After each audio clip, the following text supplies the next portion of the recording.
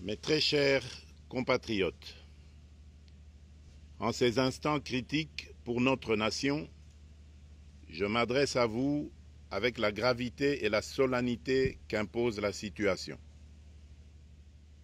L'Est de notre pays, en particulier les provinces du Nord Kivu, du Sud Kivu et de l'Ituri, fait face à une aggravation sans précédent de la situation sécuritaire.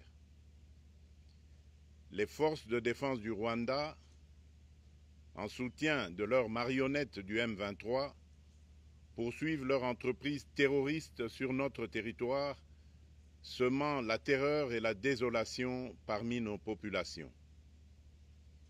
Je partage avec vous la douleur et l'indignation face à ces attaques barbares.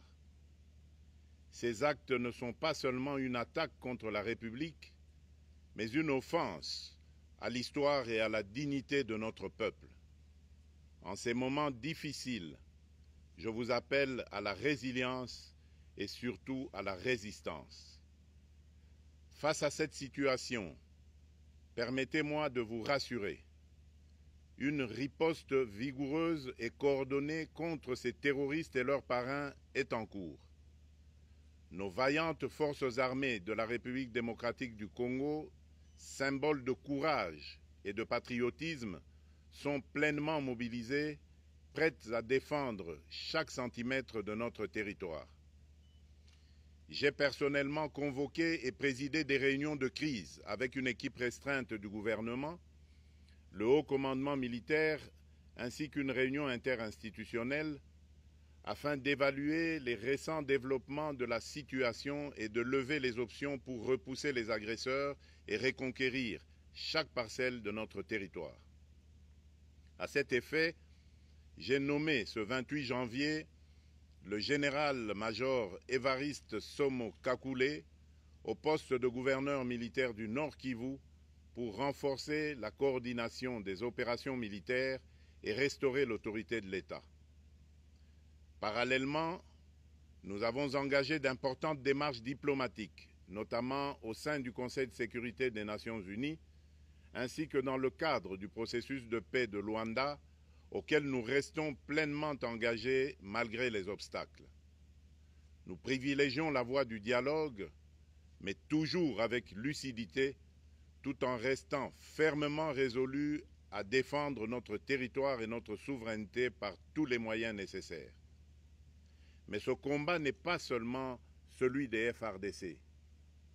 C'est le combat de tout un peuple, le combat de notre identité congolaise, afin de léguer aux générations futures un pays prospère et en paix. À tous nos compatriotes, dans chaque province, chaque ville, chaque territoire et chaque village, ainsi que ceux de la diaspora, sans distinction d'appartenance ethnique ou politique, unissons nos efforts. Apportons un soutien indéfectible, moral et matériel à nos vaillants soldats. Mobilisons-nous comme un seul homme pour défendre notre souveraineté et sauvegarder notre intégrité territoriale. Je suis pleinement conscient des souffrances de nos compatriotes qui fuient les hostilités. Le gouvernement est instruit d'activer le plan d'urgence humanitaire pour venir en aide aux déplacés. À vous, habitants de Goma et des environs, je ressens profondément votre douleur qui est aussi la mienne.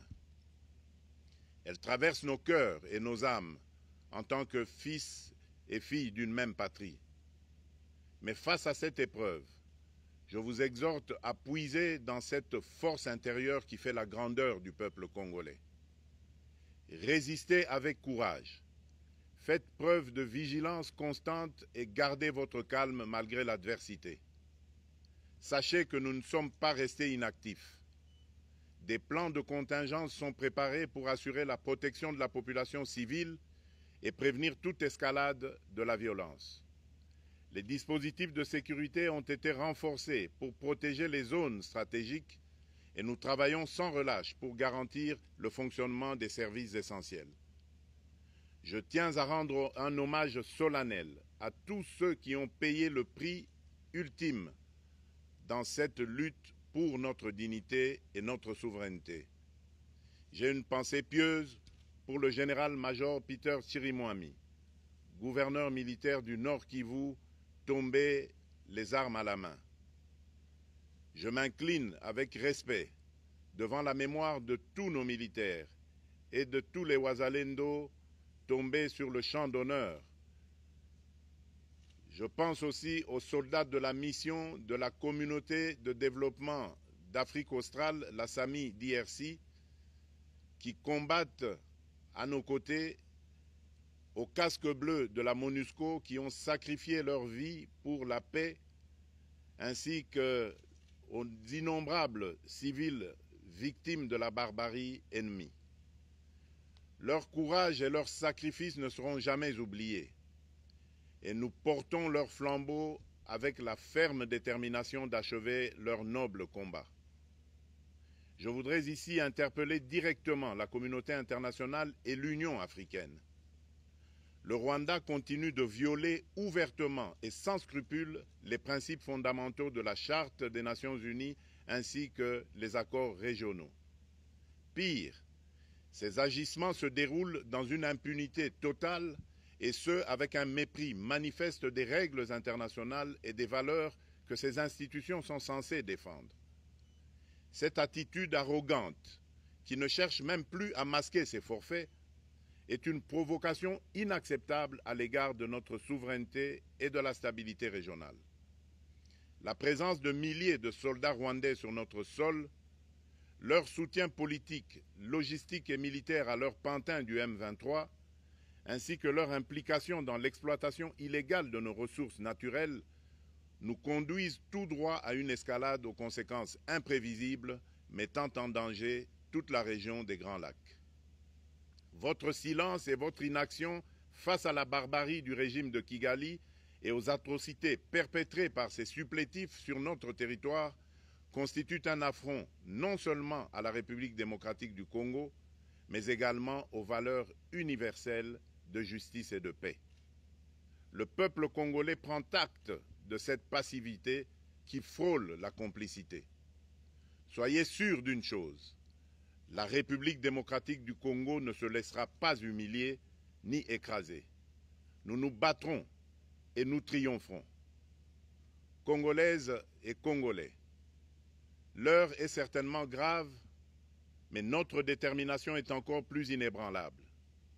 Ce moment critique nous offre l'opportunité de montrer au monde ce qui fait notre force, c'est-à-dire notre unité sans laquelle tous nos efforts seraient vains. Je vous appelle à être vigilants, mais à ne pas céder à la haine, aux divisions ou à la violence. Je condamne avec la plus grande fermeté les actes de vandalisme et de pillage qui ont visé certaines missions diplomatiques accréditées en République démocratique du Congo, ainsi que des intérêts privés dans la ville de Kinshasa. Ces comportements irresponsables dénaturent l'expression saine de notre colère face à l'agression barbare nous imposée et jettent une ombre sur les manifestations pacifiques de soutien à nos vaillantes forces armées qui luttent avec courage et abnégation pour défendre notre souveraineté. Notre engagement doit rester ferme et discipliné.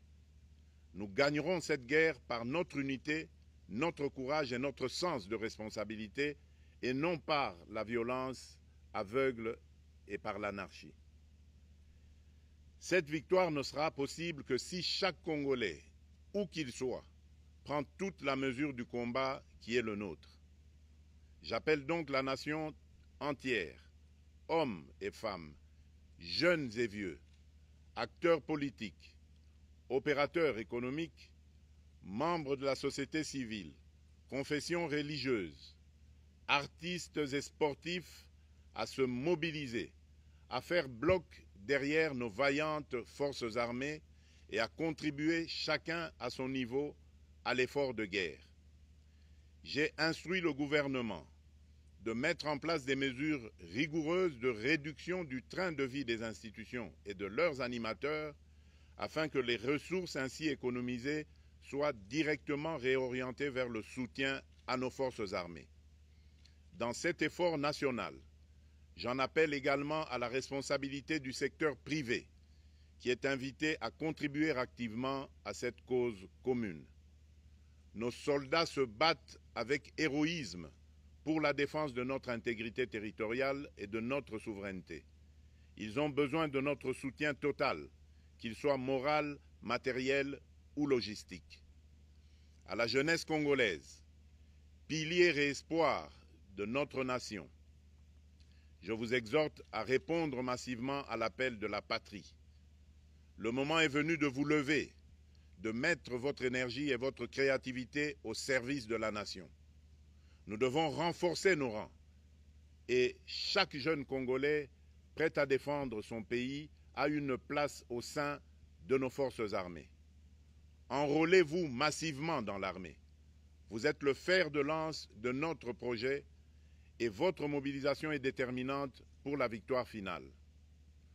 Aux braves populations du Nord Kivu, du Sud Kivu et de l'Ituri, vous êtes le symbole de la résilience congolaise, une source d'inspiration pour toute la nation. Vous n'êtes pas seuls dans cette épreuve. La République tout entière se tient à vos côtés, unis dans l'espoir et la lutte. Ensemble, nous ferons face et surmonterons cette épreuve. À nos vaillantes forces armées et aux vaillants patriotes Ouazalendo, véritables sentinelles de la souveraineté nationale, je rends un hommage appuyé et vous exprime au nom de toute la République notre reconnaissance infinie et notre fierté inébranlable. Votre bravoure, votre discipline et votre engagement sans faille inspirent et mobilisent tout un peuple déterminé à défendre son territoire. Sachez-le, la République ne vous abandonnera jamais. Votre combat est le nôtre et vos sacrifices ne seront jamais oubliés. Vous incarnez l'honneur de la nation congolaise. À tous mes compatriotes, d'ici et de la diaspora, la République démocratique du Congo ne pliera pas. La République démocratique du Congo ne reculera pas. Je ne vous abandonnerai jamais. J'en fais ici le serment. Le soleil n'a pas cessé de briller sur notre patrie. Ensemble, main dans la main, nous surmonterons cette tempête et nous ouvrirons une ère nouvelle de paix et de prospérité pour les générations futures. Que Dieu bénisse la République démocratique du Congo et son peuple. Je vous remercie.